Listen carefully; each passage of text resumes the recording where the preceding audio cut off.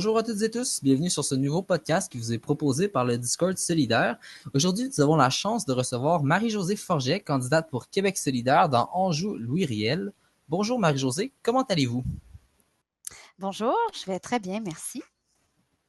Donc, je propose que, comme à l'habitude, avant de poser les questions proprement politiques, je propose qu'on essaie de découvrir un peu qui vous êtes. Donc, en lisant votre biographie, on peut apprendre que vous avez été musicienne, actrice, massothérapeute, enseignante, entrepreneur.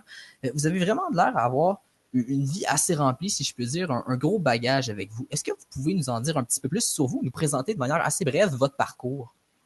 Bien sûr, en fait, je suis encore tout cela parce que quand j'ai commencé à m'intéresser à la culture, aux arts, j'étais toute petite, je faisais de la danse, de la musique. J'ai eu la Mhm. chance d'être acceptée dans une école primaire musicale.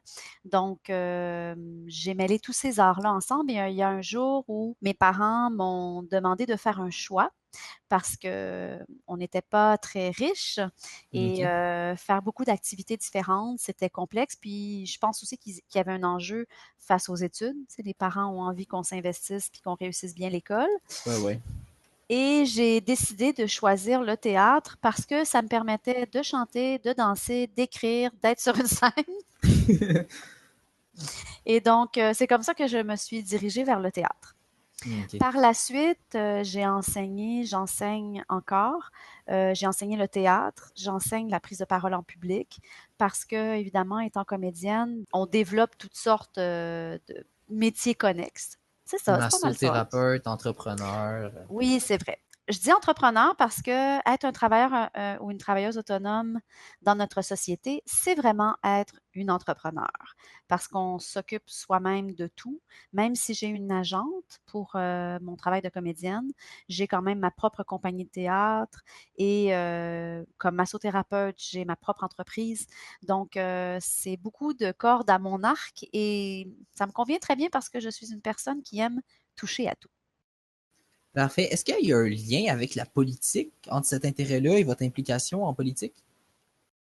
Oui, tout à fait. Quand j'ai commencé à faire du théâtre, j'étais pleine je ne dirais pas d'illusions, mais de désir et d'envie de communiquer avec la société, de OK. parler de cette société-là. J'avais aussi envie de changer des choses. Et au fil du temps, j'ai vu de plus en plus d'amis, de collègues quitter le travail des arts, quitter leur métier pour faire des métiers différents qui n'étaient pas leur premier choix parce qu'ils ne réussissent pas à vivre. Ils ne réussissent OK. pas à nourrir leur famille avec les métiers de la culture. Et ça me touche beaucoup.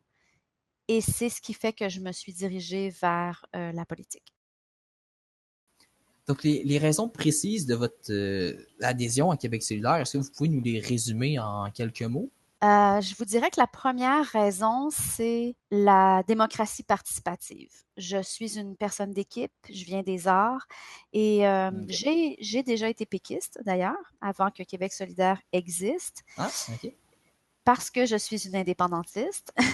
Et nécessairement, ben, au fil des années, j'ai trouvé que le Parti québécois se dirigeait vraiment plus vers la droite dans le sens de vouloir parler de la culture comme une marchandise, de vouloir Mhm. focuser sur la dette et d'oublier les racines qui font qu'on développe une société, c'est-à-dire qu'on est en contact avec les citoyens et citoyennes qui vivent la réalité, qui vivent les Mhm. mesures, puis qui vivent les conséquences des politiques.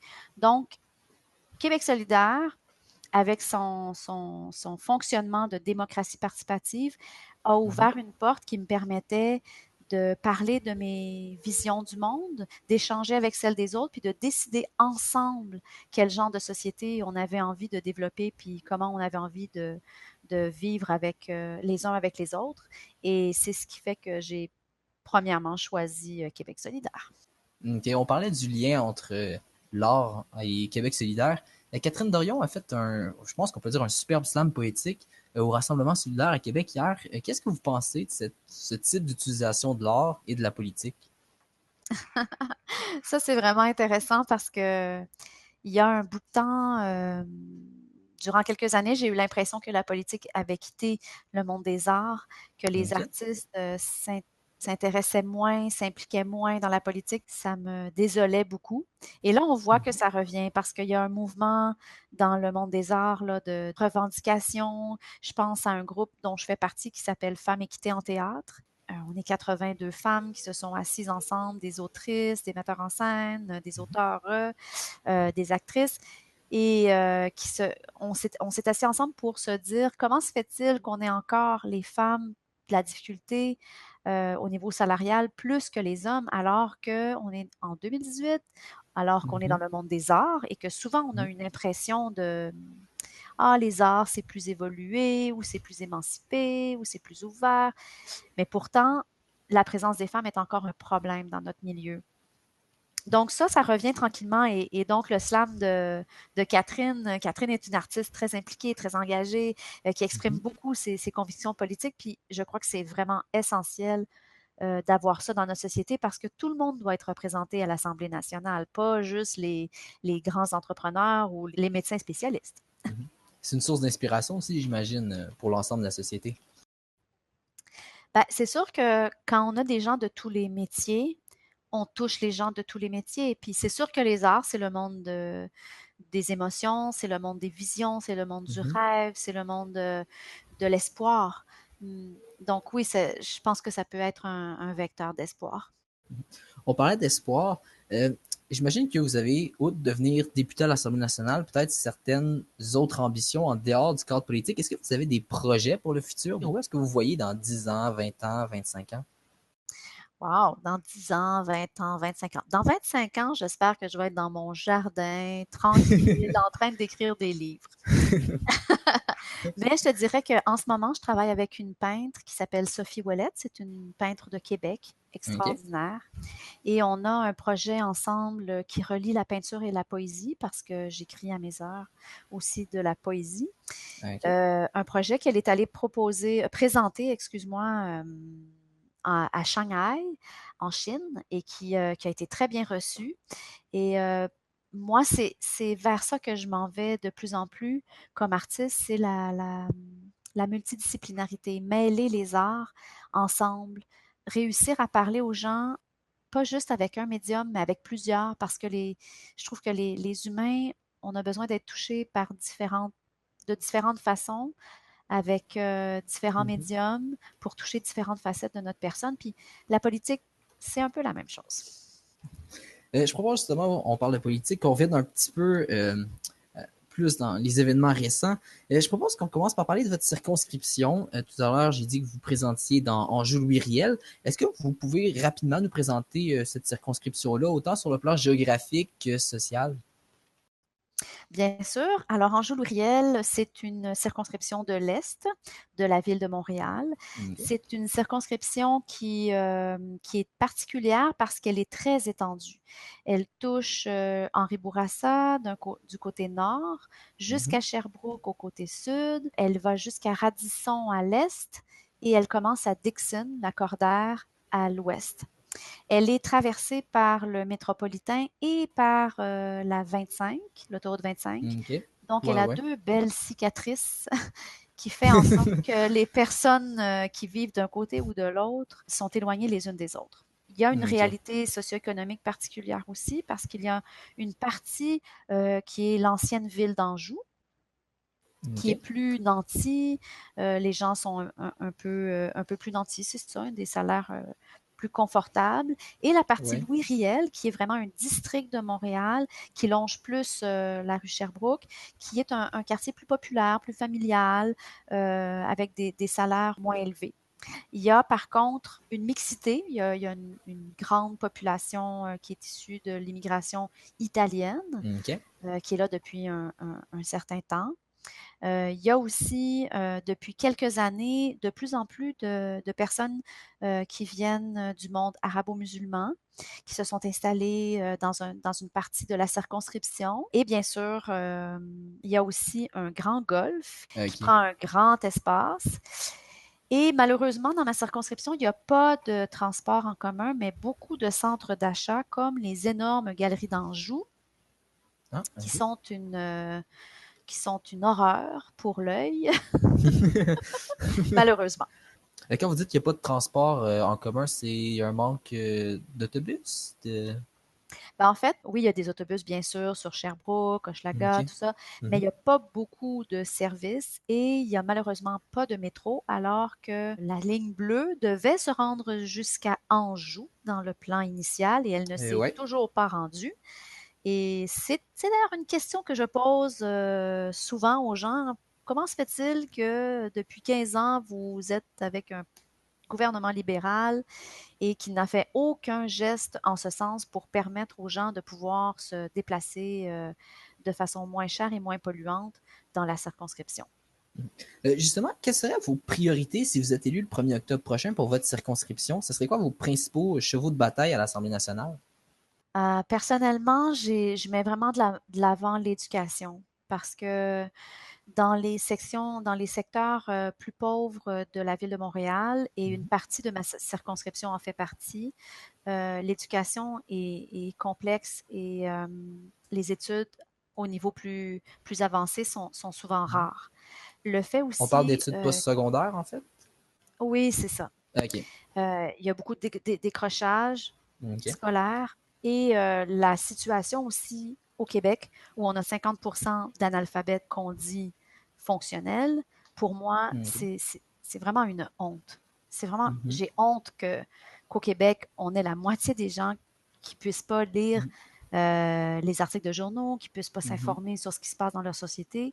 Je trouve que c'est quelque chose qu'il faut vraiment, vraiment mettre de l'avant, la gratuité scolaire. Dans votre circonscription, vous affrontez l'une des grosses têtes, si je peux me permettre l'expression, du Parti libéral, Lise Thériault. Est-ce que ça influence la manière dont vous faites campagne? C'est toujours intimidant quand on est en face d'un ou d'une politicienne qui est là depuis longtemps parce que nécessairement, la personne devrait posséder bien ses dossiers et avoir une connaissance accrue du terrain, des personnes, des besoins. Mais je me suis Mhm. rendu compte en côtoyant les gens, puis en parlant du projet de Québec solidaire et Mhm. en observant le projet libéral, que finalement, Mme Thériault et son parti sont assez déconnectés de la réalité des gens. Mhm. Et ça m'a ramené un peu sur terre, sur le fait que Québec solidaire, on propose des choses qui sont en contact avec la réalité, avec ce que les gens vivent concrètement. Juste pour vous donner un exemple, il y a quelques jours, il est arrivé un grand malheur dans ma circonscription. Il y a 2 personnes âgées qui sont décédées. OK. Je n'ai pas encore les détails, évidemment, de l'enquête parce qu'il va y avoir une enquête sur ce qui s'est passé, mais il Mhm. semblerait que ces personnes auraient dû être visitées par des professionnels de la santé, genre infirmières ou préposés, enfin personnel du CIUS ou OK, du on parle de GMF. soins à domicile? Oui, ben, non, je pense que c'était plus ben, peut-être que c'était dans le sens d'un soin à domicile. Je n'ai pas la OK. précision de ça, donc je ne veux pas m'avancer. OK, mais bref, il devait y avoir un accompagnement avec des professionnels. Oui, c'est ça. Et OK. semble-t-il que le suivi n'a pas été fait et les personnes sont décédées toutes seules chez elles. OK. Et donc, quand j'entends ça, quand je vois ça, je me dis, bien sûr que Mme Thériault est là depuis longtemps, puis elle connaît les gens, elle connaît les organismes, mais Mhm. elle ne répond pas aux besoins. Comment se fait-il que le système de santé n'ait pas fait un suivi avec ces gens-là? Comment se fait-il qu'ils ont été abandonnés tout seuls chez eux? C'est quelque chose qui est inacceptable. Donc, oui, ça peut être impressionnant au départ, mais maintenant, je trouve qu'il y a tellement de lacunes dans la société dans laquelle on vit, puis dans les systèmes de santé ou d'éducation, ou de transport, ou Mhm. culturel, Ouais. que finalement, je trouve on doit vraiment prendre le plancher, aller parler aux gens, proposer ce qu'on a dans notre programme parce que ça fait juste du sens au quotidien. Dans les derniers jours, il y a eu un événement quand même incontournable que beaucoup de gens attendaient dans la campagne. Je parle du débat des chiffres. Est-ce que vous pouvez nous partager votre impression générale que vous avez eue du débat? Oui, le débat des chefs. Moi, c'est quelque chose que je n'aime pas du tout. Ah, Euh, OK. Parce que, bon, je vous ai parlé de la réalité terrain, de la réalité au quotidien des gens, etc. Mhm.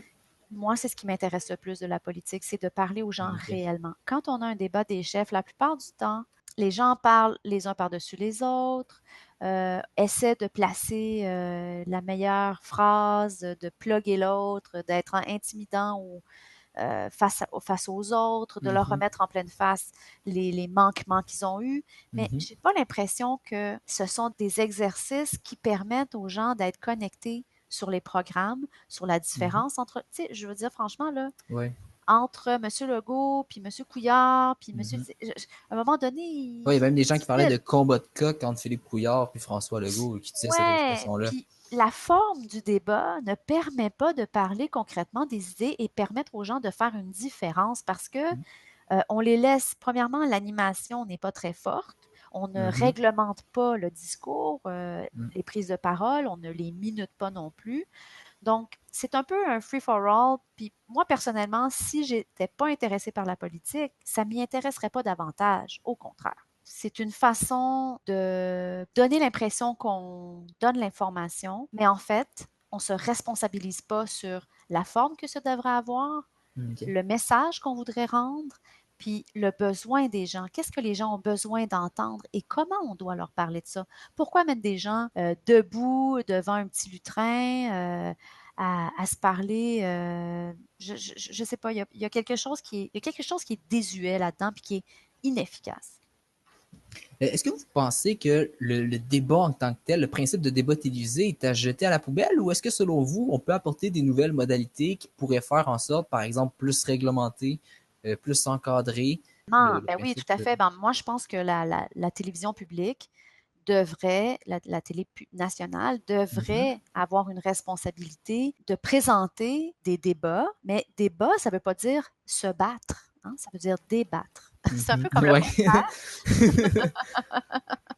Donc, on devrait pouvoir avoir des émissions qui nous parlent, pas juste quand c'est les élections, mais tout au long de l'année, des émissions qui nous Mhm. parlent des problèmes de société, des enjeux, dans Mhm. l'actualité, mais aussi que chaque personne qui s'intéresse à notre société puisse venir parler de ça puis nous informer pour qu'on puisse mieux comprendre. Et c'est sûr que le débat des chefs pourrait avoir une forme différente, puis être à ce moment-là beaucoup plus constructif. J'imagine que Québec solidaire a quand même des propositions pour appliquer concrètement ce que vous dites. Est-ce qu'il y a des propositions sur la table faites par Québec solidaire pour assurer un meilleur contenu par les médias ou quelque chose allant dans cette direction-là? Ben, j'ai pas le dossier avec moi sur le bout de mes doigts, mais on a, oui, une proposition pour Télé-Québec d'avoir Une plateforme numérique, donc? Ah, ben, il y a la plateforme numérique aussi, oui, Mm. qui est quelque chose qui est intéressant. Mhm. Mais je pense qu'il y a différentes choses au niveau des médias puis de la culture, de l'éducation qui peuvent vraiment venir aider cette façon d'être en relation avec les enjeux de société. Ok. Je parlais de la plateforme numérique que Québec solidaire a dévoilée. Il s'agit, bon, je résume très rapidement, il s'agit d'une plateforme numérique qui serait développée par donc Télé-Québec aurait le mandat de la développer. L'objectif est de proposer une alternative francophone et québécoise à des géants tels que Netflix et YouTube. C'est une mesure dont on estimerait les coûts à 15 millions de dollars. On dit notamment que ça créerait des emplois pour des comédiens, des réalisateurs, des musiciens, etc. Et que ça permettrait d'assurer un accès aux jeunes à la culture québécoise. Ma question pour vous, ce serait pourquoi est-ce que c'est nécessaire de défendre la culture québécoise? Pourquoi est-ce qu'on devrait vouloir défendre la culture québécoise?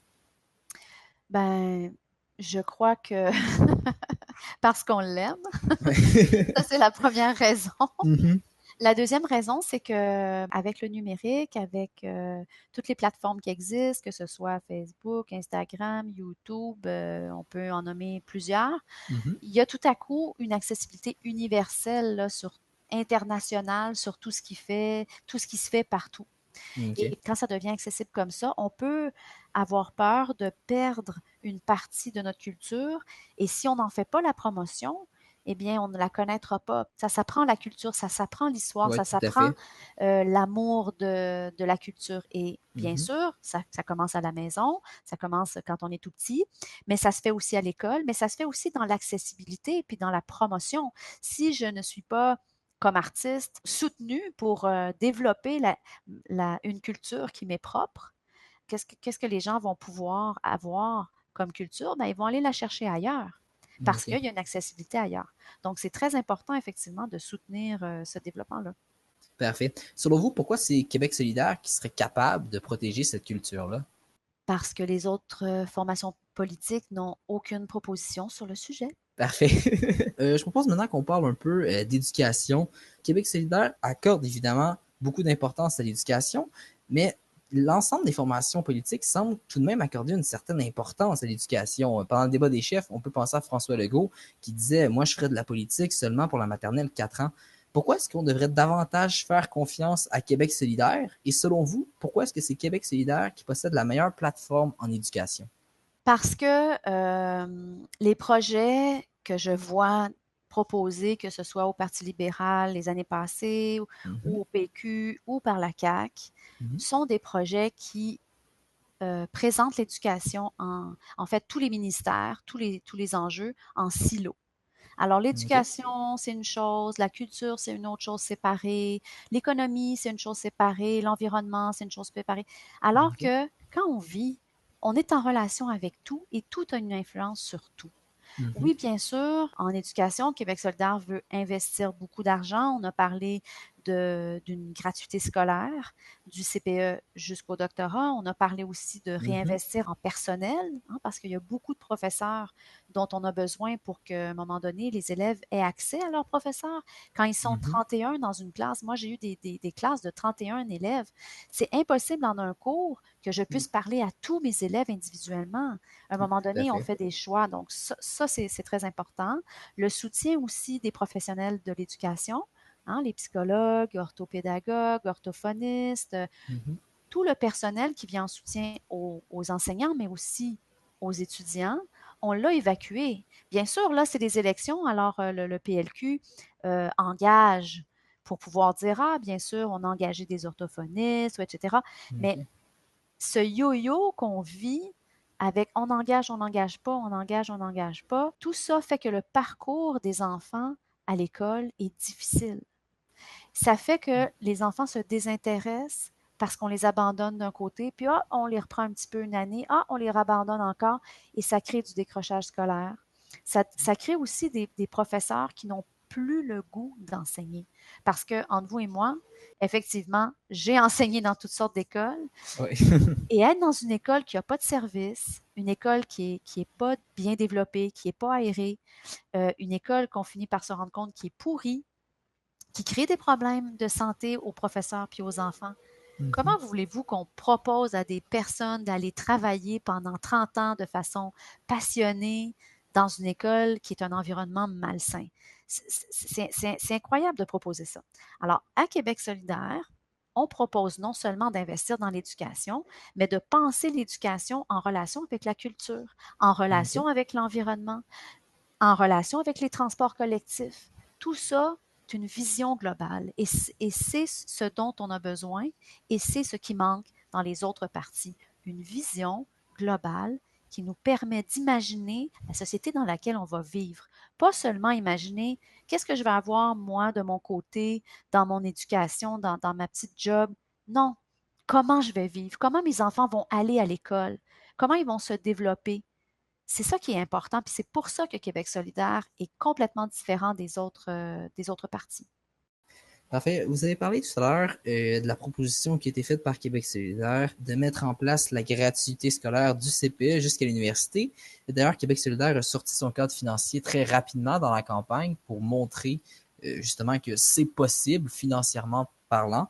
Mais il y a plusieurs personnes qui semblent quand même être sceptiques. Je pense qu'il y a quand même des adversaires de Québec solidaire qui trouvent que ça fait pas sérieux ou des choses comme ça. Est-ce que leur doute n'est pas justifié? Est-ce que le cadre financier de Québec solidaire est vraiment réaliste?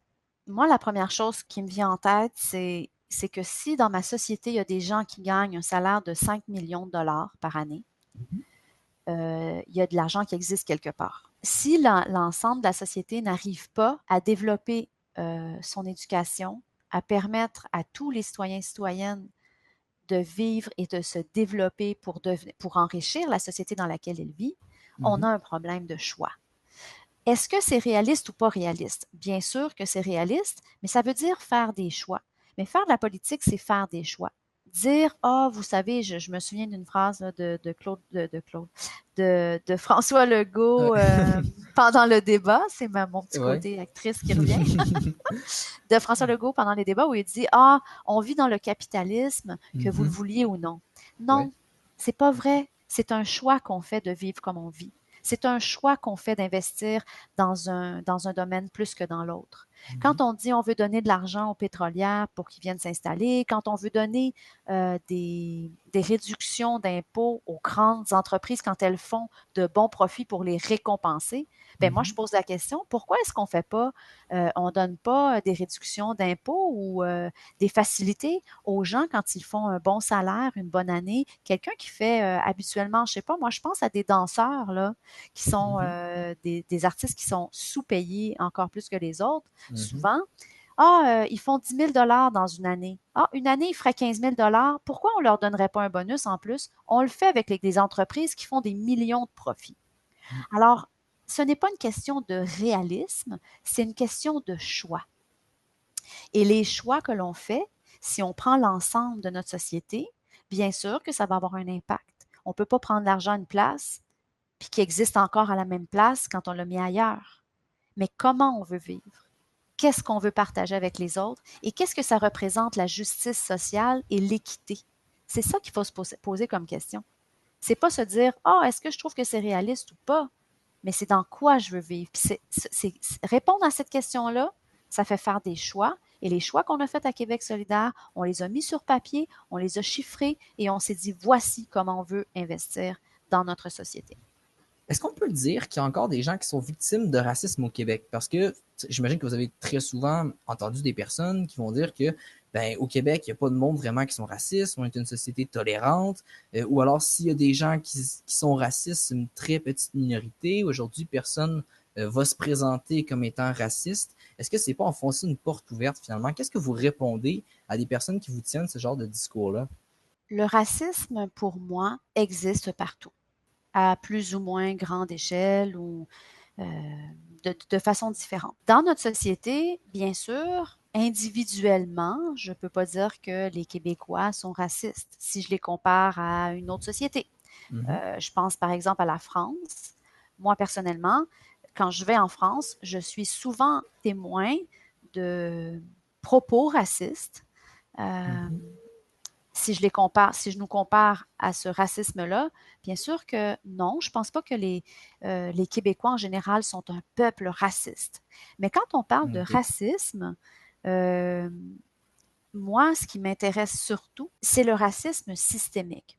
J'en parle parce que le racisme, c'est pas seulement dire à quelqu'un quelque chose de désagréable ou penser qu'il est moins intéressant que moi parce qu'il y a des origines d'ailleurs ou qu'il n'a pas la même couleur de peau que moi, OK. etc. C'est Mhm. surtout exclure les gens. Dans notre fonction publique, on devrait avoir de l'espace pour engager des gens qui soient représentatifs de la société dans laquelle on vit. Mais on n'engage pas souvent des gens qui sont issus de l'immigration ou qui ont Mhm. des racines d'ailleurs. Mhm. Pourquoi? Pourquoi est-ce qu'on ne fait pas ça? Pourquoi est-ce qu'on ne fait pas cet effort-là? Pourquoi quelqu'un qui s'appelle Mohamed, ben, il ne se fait pas passer en entrevue à un travail, alors que quelqu'un qui s'appelle Sylvain, ben, il se fait passer en entrevue. Ça, c'est du racisme. Parfois, on ne s'en rend pas compte. Parfois, les gens ne se rendent pas compte de ce qui se passe. Ah, on engage quelqu'un qui nous ressemble plus, qui a des valeurs proches des nôtres, Mhm. qu'on comprend mieux, peu importe. Mais en réalité, on devrait faire de l'espace pour tout le monde. Et le fait que les personnes issues de l'immigration aient tant de difficultés à trouver du travail, ça devrait nous préoccuper fortement. Et moi, je pense que l'effort d'inclusion devrait être plus grand. Et ce que Québec solidaire propose, c'est Mhm. effectivement de faire de l'espace puis d'engager des gens dans la fonction publique qui sont issus de l'immigration parce que c'est pas en faisant semblant que tout le monde a les mêmes chances qu'on va arriver à quelque chose parce qu'on le voit, tout le monde n'a pas les mêmes chances, n'ont pas les mêmes chances. Quand tu vas dans la circonscription de Bourassa-Sauvé, qui est comme Montréal-Nord, Mhm. c'est drôle, il y a beaucoup de personnes issues de l'immigration là ou qui sont de deuxième génération, peu importe.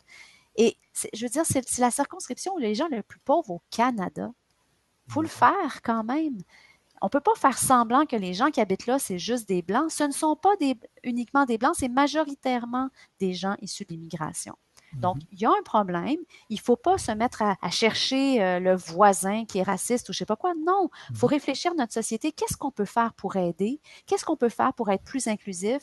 Par exemple, reconnaître les diplômes qui ont été acquis à l'étranger. C'est simple, ça. Quand vous dites on leur fait une place, c'est quoi les mesures concrètes que Québec solidaire propose pour leur faire une place à ces gens-là? Ben, je vous donne l'exemple de la reconnaissance des diplômes, Mhm. mais quand on parle des quartiers où est-ce qu'il y a moins de services, ben, Montréal-Nord, là, ben, il n'y en a pas de métro là non plus. C'est drôle, il y en a à l'ouest, mais il n'y en a pas à l'est. Comment ça se fait? Ça, Ça, c'est faire une place aux gens. parfait. Donc, Les- développer des services, Développer remettre des au même. services, oui, se préoccuper des lieux où les gens vivent, puis des difficultés qu'ils rencontrent parce que quand on arrive ici, qu'on a un diplôme en, je sais pas, en ingénierie, mais qu'il n'est pas reconnu et qu'on doit faire un autre genre de travail, c'est un Mhm. problème. Les engager dans la fonction publique euh, des gens issus de l'immigration, c'est leur faire une place. Donc, on arrive déjà à la dernière question. Et pour conclure, il y a une question que j'aime bien poser. Tout simplement, si vous deviez vous adresser à un électeur indécis pour le convaincre d'accorder son vote à Québec solidaire, qu'est-ce que vous lui diriez? Ça m'arrive souvent ces temps-ci de rencontrer des électeurs indécis. Je dirais que dans ma circonscription, qui est libérale depuis pratiquement 20 ans, il y a beaucoup de gens en ce moment qui se posent des questions, qui réfléchissent à ce que leur a apporté le Parti libéral du Québec depuis toutes ces années-là. Moi, personnellement, quelqu'un qui est indécis, je m'assure d'abord que la personne a envie de voter parce que je trouve que c'est un exercice démocratique essentiel. On a besoin que tout le monde s'exprime. Euh, et j'ai envie que les gens dans Jules-Louis-Riel, comme les gens partout au Québec, mais je fais mon travail dans ma circonscription dans ce sens-là, j'ai envie de leur donner le goût d'aller voter. Et souvent, je vais leur demander, qu'est-ce qui vous donnerait envie d'aller voter? Qu'est-ce qui vous donnerait envie de voter pour quelqu'un? Quel est le sujet, la politique, la mesure? Qu'est-ce qui ferait que vous auriez envie de, d'aller voter? Euh, et à partir de là, on peut réfléchir avec la personne. L'autre chose que je trouve importante aussi à quelqu'un qui hésite, c'est de parler des programmes. Parfois, les gens hésitent parce qu'ils ne voient pas la différence d'un parti à l'autre. C'est pas toujours évident quand on suit la politique à travers les journaux, par exemple, de comprendre les différences entre chaque programme. Et on n'a pas, comme on en parlait tantôt, une émission d'affaires publiques qui nous présenterait les programmes de façon consistante. On a toujours, c'est aux nouvelles, c'est une petite entrevue, puis ça reste quand même superficiel. Donc, quand on fait du porte-à-porte ou qu'on rencontre les gens, les citoyens, moi, ceux qui hésitent, je leur parle de nos mesures, je leur parle du projet global, à quoi ça ressemble, je leur parle de tout ce que je peux leur donner comme information qui leur permettent de voir la différence entre Québec solidaire et les autres partis. Parce que je leur parle aussi du fait que c'est la participation qui fait la société. C'est-à-dire que si je vote pas, je n'exprime même pas mon intérêt. Parce que les gens qui hésitent parfois vont me parler du vote stratégique, du fait qu'ils ont l'impression que s'ils votent pour un parti qui n'a pas, par exemple, Québec solidaire à Anjou-Riel, on n'est pas en deuxième position en ce moment dans les sondages. Ceci dit, ça peut changer n'importe quand, c'est le peuple qui décide. Mais parfois, les gens me disent, ouais, mais je ne sais pas si je donne mon vote puis que finalement, vous n'êtes pas élu, est-ce que j'ai perdu mon vote? Et moi, tout le temps, je vais dire aux gens, non. Exprimer son vote sur ce qui est important pour nous a une influence sur le parti qui va être au pouvoir. Et si chaque personne vote selon ses convictions pour exprimer son désir puis sa vision de la société, ça a une influence non seulement sur le parti au pouvoir, mais sur les concitoyens et concitoyennes qui forment la société avec nous. Si, par exemple, des fois, je fais une farce puis je leur dis, ben, si par exemple, je suis élu, hein, si le 1er octobre, c'est moi qui est élu, et que vous vous êtes dit, ouais, je sais pas trop, j'aimerais ça voter pour Québec solidaire, mais peut-être que je vais pas faire ça parce que je vais voter stratégique, puis je vais aller voter pour la CAQ. Mais que finalement, c'est moi qui est élu. Vous allez avoir regretté de ne pas avoir voté pour vos convictions. Alors voilà, c'est ça que je leur dis. Donc, c'est ce qui conclut cette entrevue. Merci d'avoir partagé ces réflexions-là avec nous, Marie-Josée. Ça me fait plaisir. C'était vraiment intéressant. Au nom de toute l'équipe du Discord solidaire, on vous souhaite bien évidemment la meilleure des chances pour la campagne à venir. Je vous remercie beaucoup. Passez une bonne fin de journée. Quant à nous, on se retrouve pour un prochain podcast. À la prochaine!